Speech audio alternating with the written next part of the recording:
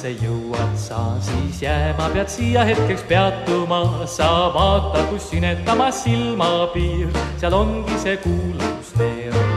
Sa vaata, kus sinetamas silmapiir, seal ongi see kuulus neer. Tere päevast, hea kuulaja! Meie oleme Kadrina Keskkooli 62. vilistlased Kaarel Karell ja Marko Rauman. Täna kuulete Neeruti seltsi taskuhäälingu 6. saadet ning tänase saatekülalise pakkus välja Eesti saunaminister Reinsik, kes iseloomustas tänast saatekülalist järgmiselt. EPT keevitaja ja kuldne kalamees Kadrina Paisjärve hing, Saare ja Muhumaa kalastusvõistluse ja kuldkala legend, saunasõber. Niisiis on meie tänaseks saatekülaseks Arvo Sõrm. Sammud siis sinna poole kähtus ja kui kiired säästud oled kohal pea, näed metsi ja mägesid ja järvi vaid ning nende vahel vägevaid põllumaid. Näed metsi ja mägesid ja järvi vaid ning nende vahel vägevaid põllumaid.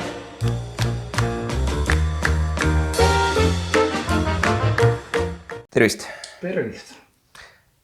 Ma alustaksin sellega, et paar päeva tagasi, kui me kohtusime teiega, siis te andsite enda kohta väga huvitava teksti üle. Ja nagu ma aru saan, siis te olete pärit Kuressaarest. Jaa. Selge. Milline on teie esimene mälestus Kuressaarest või üldse Saaremaast? Kuressaare jahisadama sõngeripp peas. Selge.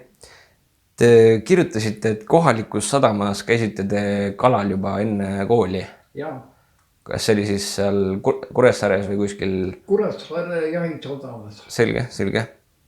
Ja millal, või ütleme, kus üldse huvi tekkis teil kalastuse vastu? Ei tea, mere oleks tundinud kasvanud. Nii ta külge jäi. Ja millal see kalapüük teie kireks sai? Nii kui iga sõltuvus. Kasvas ajapikku. Selge. Saaremaa oli, ütleme, Nõukogude okupatsiooni ajal piiritsoon ja sinna väga kergesti ei pääsenud siis Mandri-Eestist. Aga kas nii nimetatud suvitajaid, nagu oli filmis Siin me oleme, et tulevad, et me oleme Tallinnas, meie maksame, et kas selliseid võis ka Kuressaares kohata? Tol ajal ei täheldanud. Poisikese aisi ega ma ei saanud aru kohe, kui neid oli.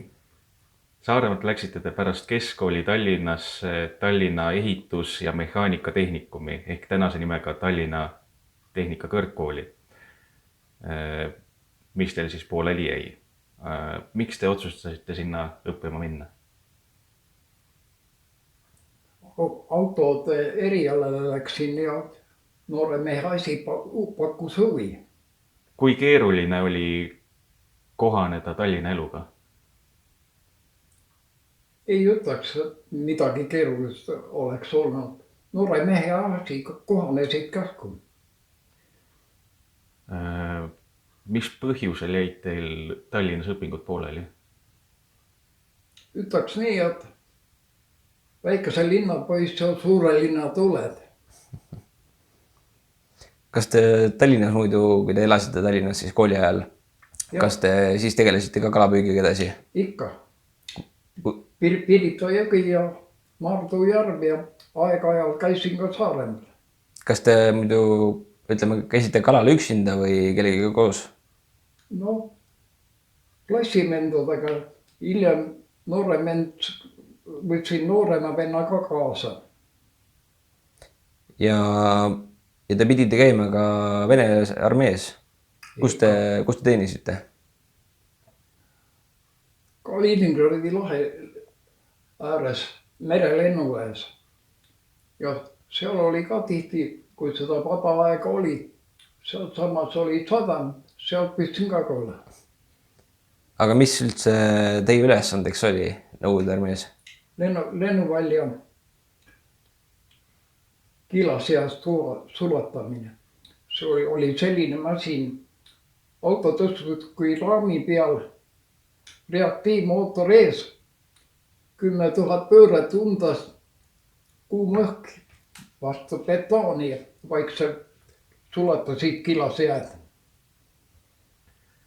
Siin on mu kuulmine kadus. 23. 24. novembrini 1974 toimus esimene Tehumardi ralli, mille distantsiks oli 354 kilomeetrit. 50 autost lõpetas ralli 48 ning teie saite võidusõidul 25. koha. Mis teile sellest meenub? Mis ta ikka meenub, eksisime korra ära ja oligi esiotsa kohal läinud. Saime paar karistusminutit ja aga see oli tol ajal oli see kõige eestsam rahvaralli. Naisevennaga koos said sõidetud, aga peale Tallinnast Kadrinas kolimist jäi lõppes see asi ära. Sama aasta sügisel möödus teise maailmasõja lahingutes Saaremaal 30 aastat ning parteiorganitelt ja piirivalvelt saadigi luba ralli korraldada just Tehumardi öölahingu tähistamise taustal. Kas võimuorganite poolt organiseeriti ka midagi propagandistlikku? Ei meenu küll, aga seoses selle Tehumardi ausambaga. Mulle meenub selline lugu, et ma olin 9. klassis ja siis tuldi koolist küsiti, et kes tahab koolist vaba päeva saada ja et ausamba alust on vaja labidameestel süvendada. Ja mina olin üks nendest. Siuke teine päev oli. Puhas liiv oli, siis seda kopaga oli kaevatud ja meie lapidatega siis aitasime juurde. Kas ralli läbis tervet saart või oli ainult mingisugune lõik? Ei, ikka algusest lõpuni. Oot, ma ei saa nagu hästi järgi. Kas ta tegi ringi ümber terve saare või? No ei, ta nii päris ringe ei olnud, aga siin ka mingi ikka põhiliselt üsna suurem osa Saaremaa territooriumist. Lisaks teile on Saaremaalt pärit veel üks tuntud rallisõitja, nimelt Ott Tänak. 8. juunil lõppes tal Sardiinia ralli teise kohaga. Kas ralli pakub teile ka tänapäeval huvi? Unustatud. No, jälgin, aga mitte panette ei ole. 1975. aastal peale sõjaväe teenistust te abiellusite. Kus te oma naisega kohtusite? Tallinnas. Naise venna pulmas. Meile mängiti Pruudipärg maha ja kuskil 1,5 aastat hiljem abiellusime. Ja siis te kolisite Kadrinasse?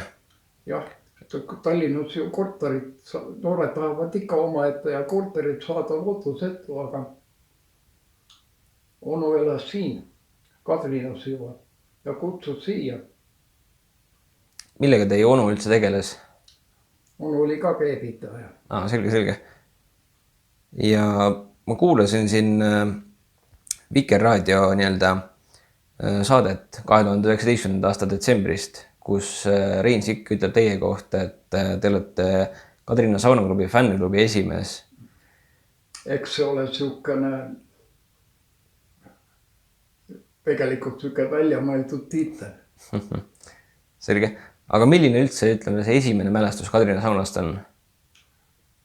Kui ma Tallinnas veel koolis käisin vahel onul külas, see toimus ju nädalavahetusse. Onu läks sauna ja võttis mind ka kaasa. See võis kuskil 70. aastale. Aga kumb tuli teie jaoks enne, kas ütleme kalapüük Kadrinas või just sauna kasutamine? Ikka kalapüük nagu nii. Selge. Ja kui Sikk meile ettepaneku tegi teiega rääkida, siis ta mainis ka, et kunagi läks saunakiris katki ja teid siis lükati ahju uksest sisse, et ise ronin siin. ise ronisite? Aga see on sellepärast, et ma olen siuke klennuka. Jahiuks oli pisvike. No nii kui see standard jahiuks on. Niiviisi üks õelge ees ja nii ma ennast sealt sisse libistasin. Sees oli ruumi küll. Sisse ja välja oli tegemist. Mis aastapaiku see võis siis olla? Kas see oli nüüd sel sajandil või eelmisel veel? See võis olla isegi selle sajandi alguses. Aga kui tulla, ütleme, selle Kadrinasse kolimise juurde, siis kumb mängis nagu suuremat rolli või üldse kummal oli, ütleme, selline nagu suur roll siia kolimisel, kas just Saunal või Paisjärvel? Mõlemad. Üle ei ütleks, et väga... Ühesõnaga mõlemad mängisid rolli. Selge. Ja ma lugesin ka, Rein Sikk, siin tegus inimene, ja lugesin Kodukandist tema artiklit septembrist 2014, kus ta siis mainis, et 50-ndatel, 60-ndatel siis paisutati kohalike kala- ja jahimeeste poolt Loobu jõge. Ja järveke siis kestis selline 20-25 aastat, kuni see siis võssa kasvas. Ja 60-ndatel rajati Egiptusesse ka Assuani nimelist paisu ja sealt võeti see nimi ka üle. See on vanemad elanikud kasutavad seda siiamaani. Just ma tahtsingi seda mainida, et ma pean tunnistama, et ma ei ole nagu kuulnud, et Paisjärve kohta öeldakse niimoodi, et ikka noorem põlvkond ütleb ikka Paisjärve, et seda Assuani mina nagu enne niimoodi polnud Kadrina kontekstis vähemalt kuulnud. Ma ei tea, kuidas Kaarl sinuga oli? Iseenesest ma inimeste käest ei ole küll kuulnud, aga see Kadrina kultuuriloo õpikus on ta küll kirjas. Assuani nime kasutatakse.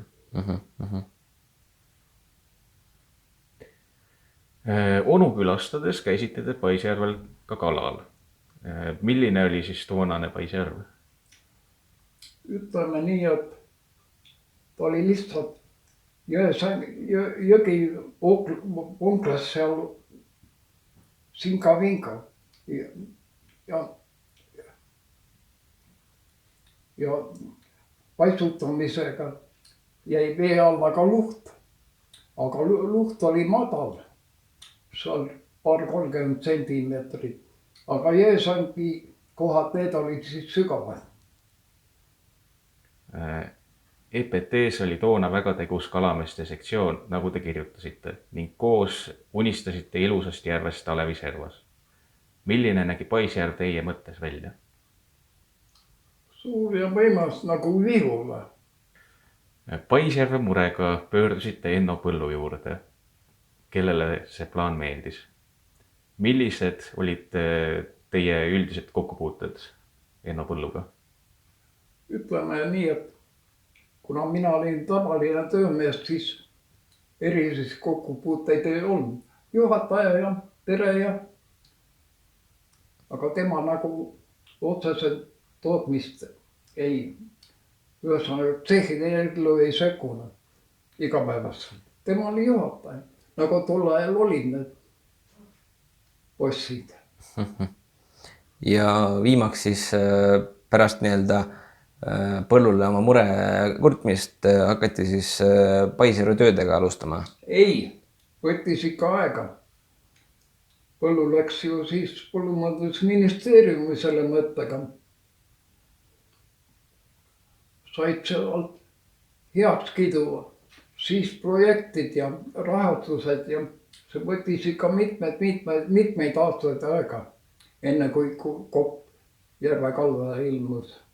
Kui 80-ndate lõpul jõudis siis hüperinflatsioon kohale ja saabus ka Nõukogude okupatsiooni lõpp, siis ütleme, mingid tööd teil olid tehtud, seal võsa raiumine ja selle põletamine. No kopamine oli ikka põhiline, aga see kõik jäi pooleli. Mullavallid ja Songermaa, mis sinna järele jäi, kadus ka kopp ja raha sai otsa ja põles ära ja jäigi kõik nii nagu jäi. aga kui raske seda nii-öelda seisakut oli pealt näha? Aga meeldiv ei olnud, aga Alevil ei olnud puhastusseadmeidki. No see oli prioriteet ja siis, et enne ei saa midagi, kui vallas olid tahet täis, aga rasked ajad, raha ei ole. Vallal ei ole puhastusseadmeid või Alevil ei ole puhastusseadmeidki. Lihtsalt tuli sellega leppida. Aga no, et midagigi ette võtta, siis kohalik ettevõtja ära käis oma tehnikaga ja meie karjameestega koristasime kõik kivid ümbruskonna põldud ära ja paisutasime ta ühes. Siis läks pilt paremaks. Aga kui keeruline üldse see nii-öelda protsess oli toona, et ajada nii-öelda inimesed siis ise tegema? Ainult vilistada. Mehed oli entusiasmi täis. Selge. Ja ühel päeval siis saabus lõpuks see hetk, kui vald tellis projekti ja sai ka rahastuse. Aga põhimureks oli ikkagi siis Järvemäe madal veetase. Milline oleks, ütleme nii-öelda see teiepoolne lahendus olnud? Süvendada oleks olnud vaja kõik need ja küll mitte nii suures mastaabis nagu esimene projekt oli. Seba cirka kas või nii kui praegu, aga süvitsi oleks vaja minna. Oli enne seda nõnda nimetatud saneerimist, enne seda teist projekti oli sügavus 1,70 m ja jäigi selleks. Aga need osad, mis servad aeti sirgeks ja mullavalli aeti tasa, sealt kus servast krabiti, seal oli puhas, ülejäänud järv oli ikka taimi ja vetikaid täis. Aga paari aastaga kasvas see kopatud osa, mis tehtud tööd osa kasvas jälle samuti täis. 2008. aastal valmis kalatrepp, aga majanduskriisi tõttu seiskusid tööd 2012. aasta suveni. Kas tehtud tööd parandasid olukorda? See oli rohkem silmapeeter. No kalatrepp, see oli lihtsalt nõutav ja seda oli vaja. Aga üldine pilt, ütleme peale 12. aasta, see oli paariks aastaks ühe silma peteti. Kõik on jälle sama.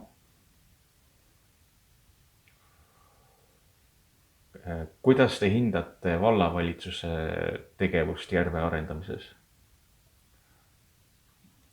Ütleme nii, et see 2008-12 ei süvenetud tegelikult projekti sisusse.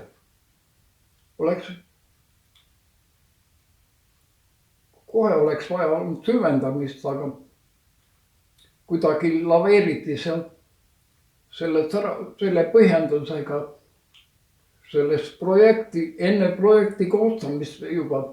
Et järve põhi on pehme, ei saa süvendada.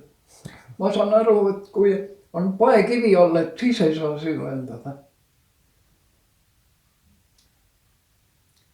Savirähk, mergel, kohati turvas.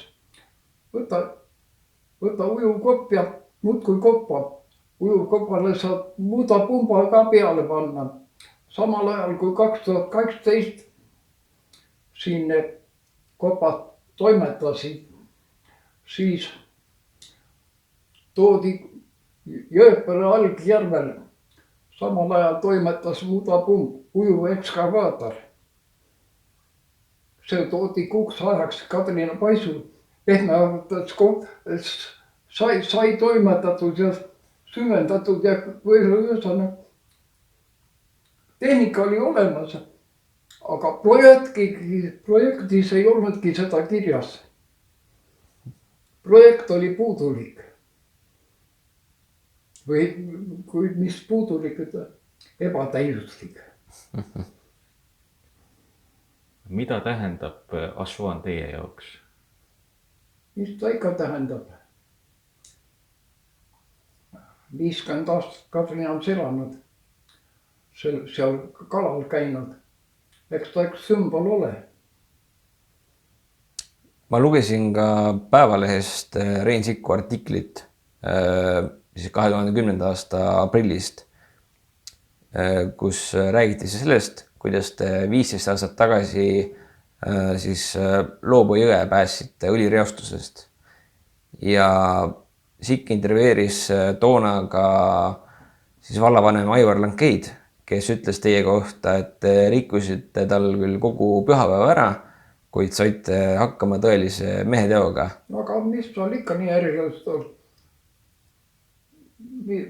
Vikerkaar oli jõel peal, oligi võllas, mis seal ikka. Kutsusin keskkonnakaitsjad kohale ja nii see läks. Aga see... Pandi poomid ja eemaldati reostus pinnas ja no mis seal ikka. Ühesõnaga, kas see ökokatastroof oleks olnud, aga ega ta jõele head küll ei oleks teinud. Just. Aga kui ütleme, vaadata tagasi ajas ja mõelda Paisjärve nüüd nii-öelda ajaloole, siis tänaseks on sinna äärde tehtud siis nii-öelda Paisjärve äärde terve nii-öelda järve ümbruses selline kõnnitee. Lisaks on siis rannavalveplats, grillimiskoht ja... Ujule. Kuidas? Ujumise koht ka. Just, see ka ja siis ka mõni selline istumiskoht lihtsalt, mis on toonud siis järvele sellise uue hingamise. Aga kui ütleme mõelda nüüd tänapäevases kontekstis, milline oleks ütleme see teie unistuste Paisjärv Kadrinas? Puhas ja sügav. Selge. Piisavalt sügav. Selge. Ja mida oleks vaja, et see unistus täituks? Kõige esimese asjana, et oleks kohtuskäik valla ja Neeruti mõistike vahel.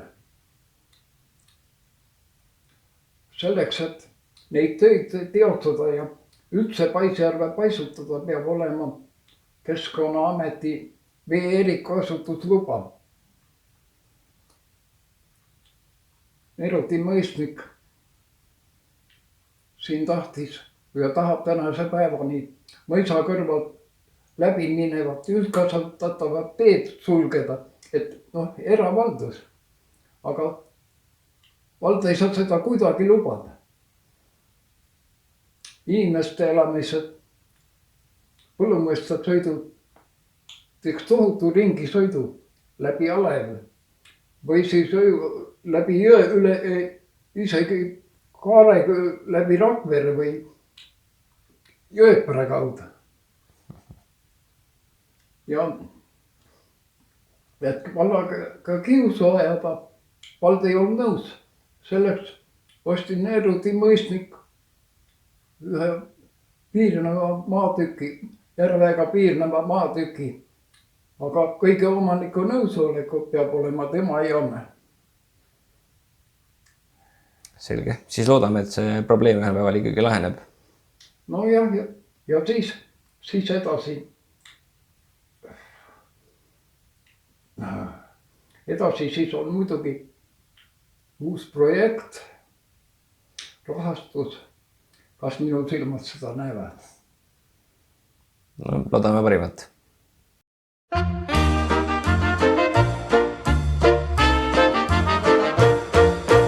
Rakverest Kadrinasse jõuad sa, siis jääma pead siia hetkeks peatuma. Sa vaata, kus sinetamas silmapiir, seal ongi see kuulus Neeruti. Sa vaata, kus sinetamas silmapiir, seal ongi see kuulus Neeruti. Selline oli tänane saade. Loodame, et saite enda jaoks nii mõndagi uut ja huvitavat teada. Neeruti seltsi taskuhäälingu 7. saade on eetris juba 2. juulil. Kes on meie vestluskaaslaseks, kuulete juba vähem kui 2 nädala pärast. Kuulmiseni! sammud siis sinnapoole kähtus ja kui kiired säästud oled kohal pea, näed metsi ja mägesid ja järvi vaid ning nende vahel vägevaid põllumaid. Näed metsi ja mägesid ja järvi vaid ning nende vahel vägevaid põllumaid.